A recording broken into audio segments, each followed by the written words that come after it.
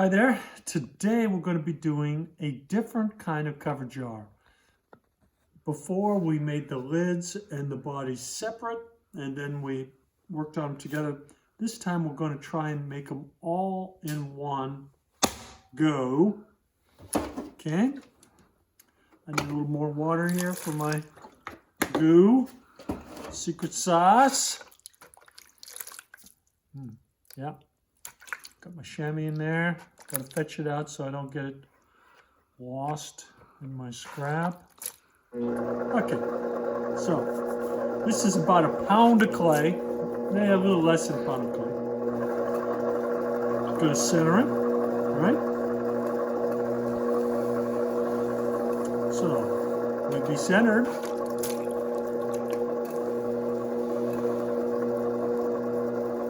And we're going to open this up.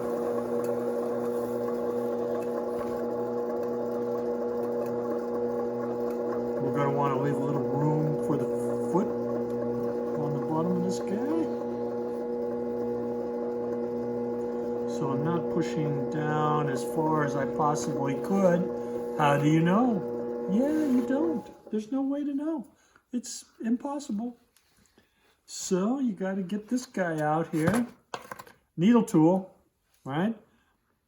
Use your thumb, push down and slide your pointy finger towards it. That is as thickness as the bottom. Very good. Don't want more. Less would be a little bit of a problem. We're going to want to plug up that hole though. We're not making colanders. Okay. So, I'm going to collar this back in. Both hands, push it back up. That way the centrifugal forces aren't going to open my little cylinder way past anything I want. And up we go.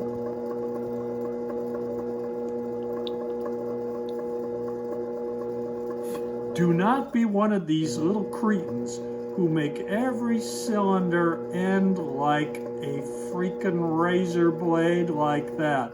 That is awful. No. Don't.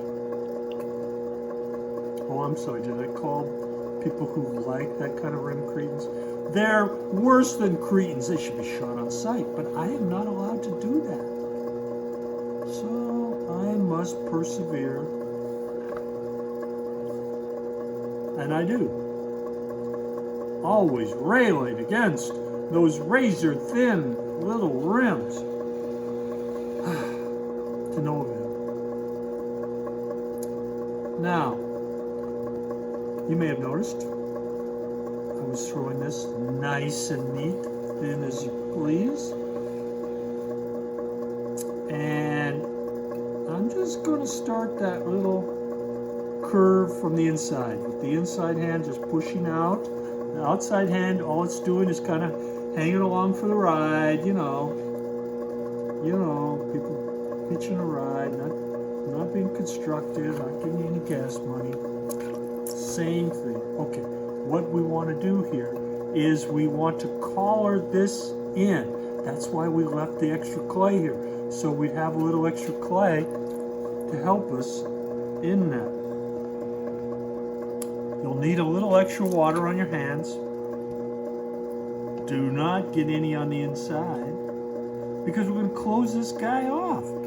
You put water on the inside, it's just going to sit there and soften, moisten the foot of your pot. I'm not going to worry too much about the weirdness that's going along on the outside. Well, it's getting kind of wild. I might have to worry about it. It's okay. Got my all-purpose. Oh yeah, that does look eccentric. Ooh, eccentric is as eccentric does. Isn't that what they say? But we straightened it up. Easy peasy. Oh yeah, lemon squeezy. Here we go.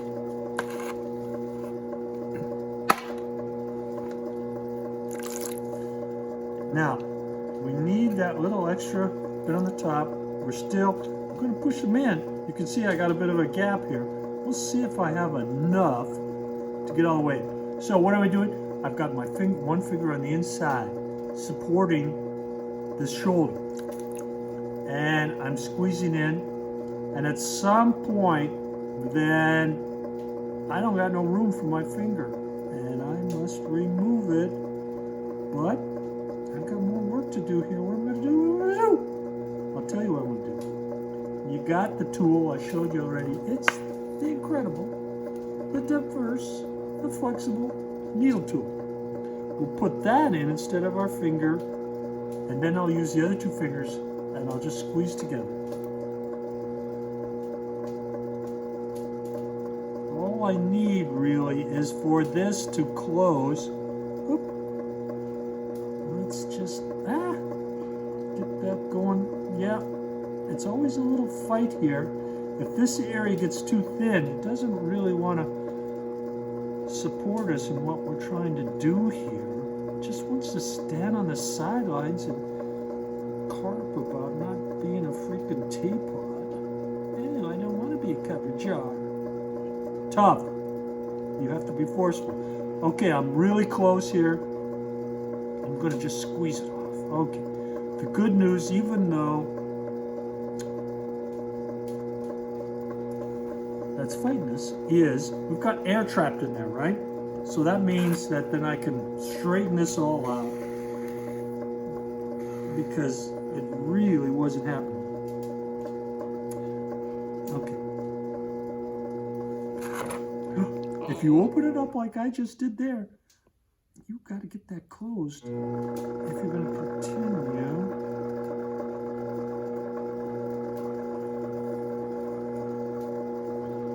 I know. At this point, you're freaking. Don't worry. We got this. All I'm using now is my rib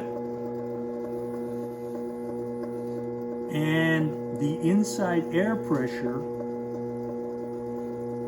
which is keeping this thing inflated. If I hadn't closed it off and I was putting pressure on the top like I am now, it very likely would go spoosh. Not good. Spoosh is bad. Yeah, it's not good. Okay. I've got just a little more. I want a nice profile on this thing.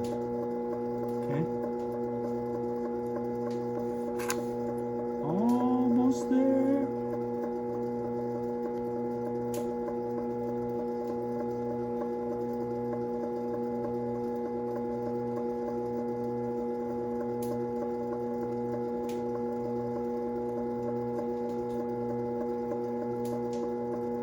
Come on, bugger. Get out of there. I said, get out of there. Oh, there, sweet Jesus. Sometimes that last little bit will fight you and fight you, because this jar's saying you're not worthy, not gonna happen, not on my watch, and you must take the reins, force the issue. Now, what we're going to do is we're going to turn this into two pieces, okay? And I'm just going to flatten the side just a little bit, and get my handy dandy trim tool. I'm going to take a little off of here. Yeah, this will make it a happy little jar. There we go. Ah. Okay, looking good, right? I knew it could.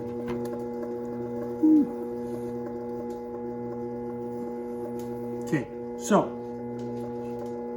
we've got our jar, right? How in the world are we going to get that sorted? Well, here it goes. We're going to use our needle tool, and this is going to undercut the lid and hopefully make the flange that allows it to be a needle tool. Now, number one, I'm not pushing it in at right angles. I'm pushing it in at an angle, and I'm going to go smoothly, slowly,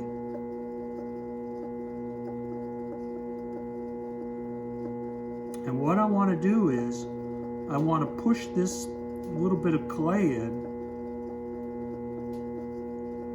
so that I push it in far enough so that when I cut it loose, the lid can sit down on this flange, okay? Now to make that happen, I also, and do not put that flange up here, because if you do, when you set it back in, it'll be at a different angle and it won't complete the form. Remember the earlier jars we made? I made a big deal of the angle that the lid sits on the body. And the purpose of that was so that the jar would seem like a whole, a something, an apple, an orange, a grapefruit, whatever.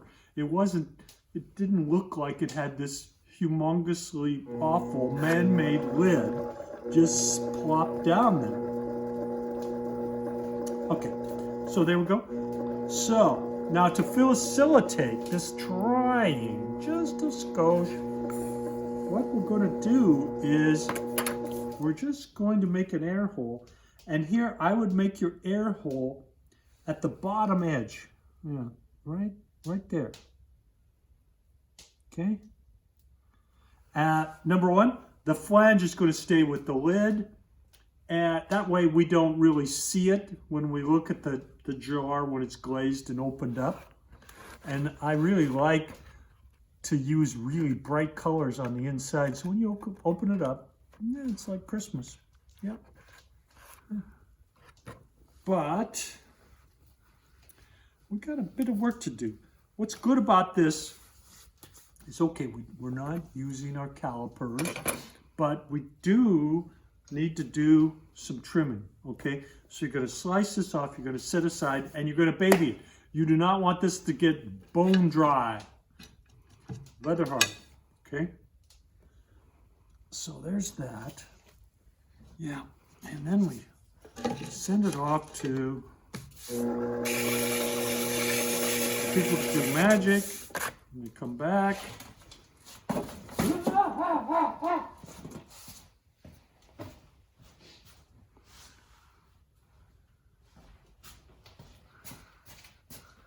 Voila!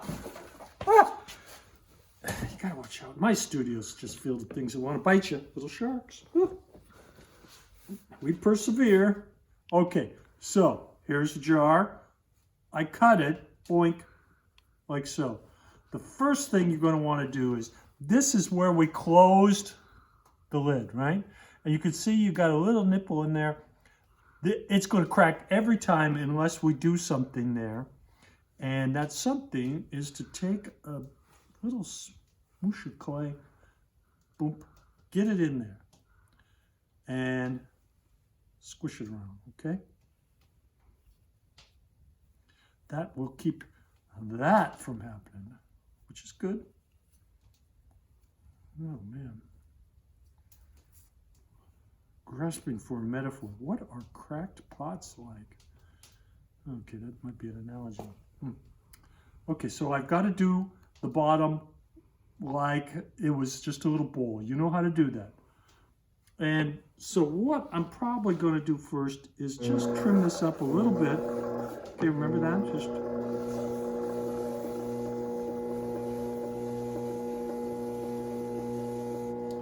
okay, and then we're going to tack it down.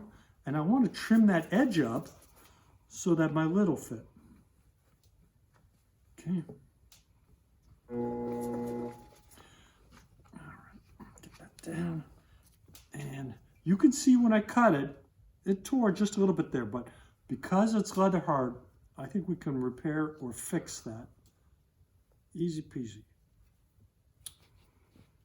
A good craftsman makes the same amount of mistakes as a beginner, but he can just hide those mistakes. So, elbow tucked into my body somewhere along into my thigh or rib cage.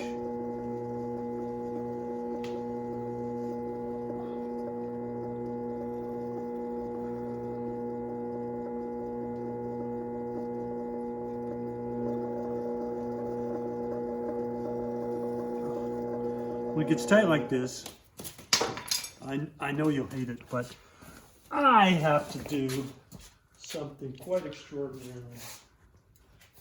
I have to put my glasses on. Yeah, I could used to do this just blind. I could just pretend. But now I have to look at it. I have to see it. I have to get these little fiddly bits right. Now, what are you going to do?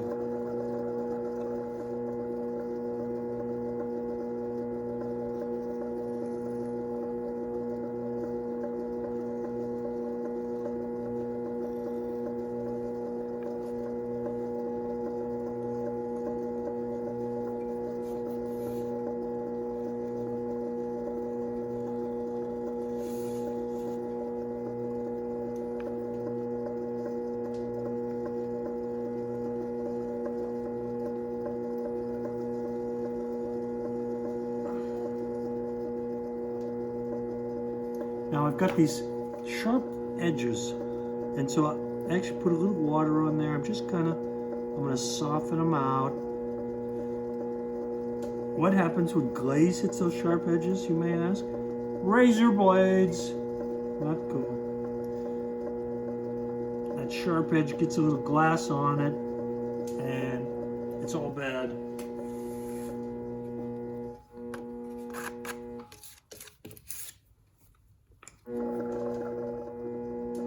So this is an old one of these.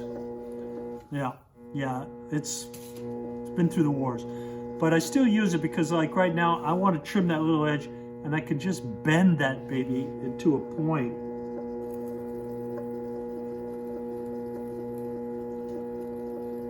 So yeah, I'm a cheap bastard, but it's always good to save all that stuff. You just never know when you can make a new tool out of it. So now I've got this guy and I have to, oh, look at that. Oh, that's pretty close right now. Pretty close right now. Now, normally I would put this on here to trim it, but I've just done that top edge and I don't want to really mess it up too bad. So what I'm going to do is I'm going to make a little baby chuck.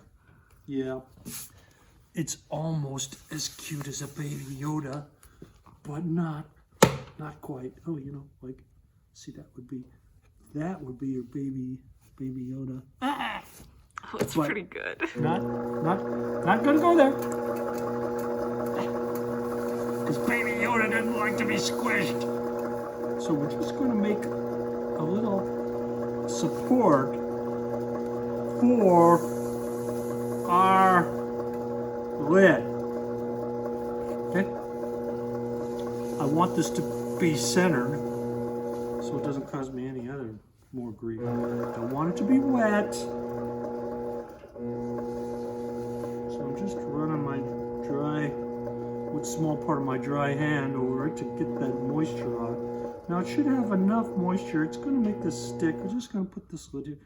This will drive you crazy for a while. You got to get this centered. That's nice. There you go. So that's what part of this project is all about. Help you with your centering.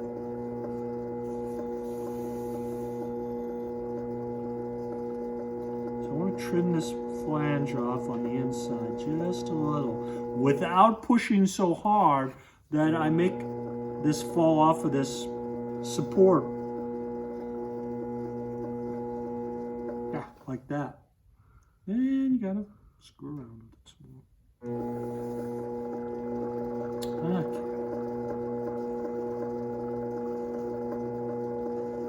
Okay. So in this case, this area is just a skosh taller than the rest of it. Brace that arm really good and just hold it where it can take that top edge off. Okay, if it wants to do that, well, you gotta get it back on. But now the worst case is when this thing goes launching into outer space that way. Then it ends up on the ground, and that is why you make 2 to get 1. Old hick rule. I consider myself a master hick. If you have 2 of something, you have 1. So don't be doing just 1 of something. And they go, oh yeah, I did 1 and I just didn't cut it. You did 1, you had none. Make 2, then you got 1. So you may even have to go slowly off of this just to start to bring it down. Don't take it too much off of there, but just enough. And then we can have what the poet calls a happy little lid.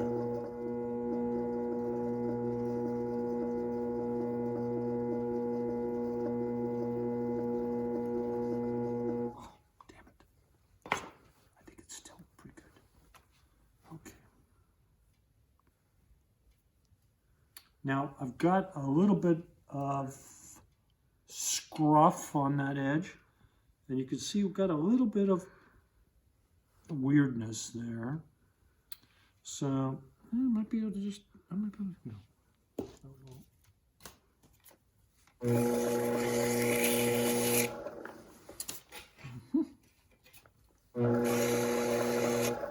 Okay. So now, final. Now I realize I haven't trimmed the foot. You know how to do that. It would be just like a bowl, like your soup bowls.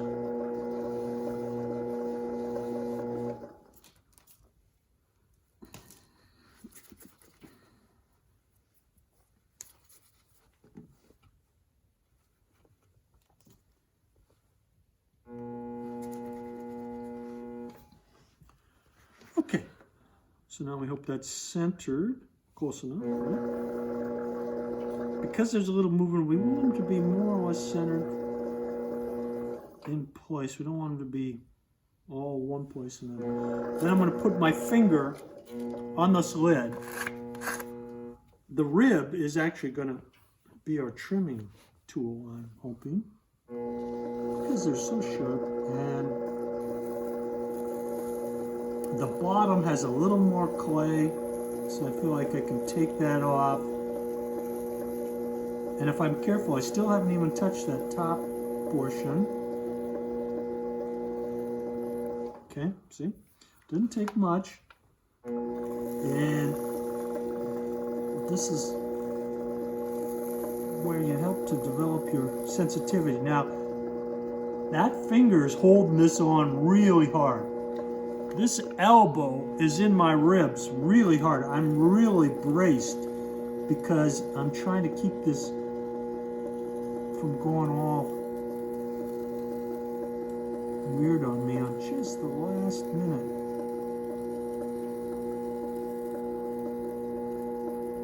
Okay, so that's all the cutting I want to do, but I'm going to just smooth this off. I gave it a little more angle than I want. I want this to be more or less a continuous curve. Okay? And voila. And then I'll go over that. There's just a little bit of an edge here. I'm going to go over that with my finger, take that down. Same on the inside. Now you can see that I've gotten just a little bit of edge raised up on the bottom. I'm going to take that off now.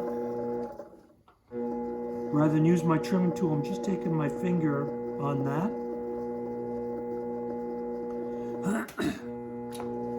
You'll find these devilishly difficult to glaze. That's part of it too. Part of the fun. Oh yeah. Part of the adventure. Here we go. Okay. Okay. Ta-da. Okay. Let's try. Make a bunch. Give me one. Actually, give me two, because you'll need you'll need two. You probably screw one up glazing, so give me two. All right, I'll see you next time.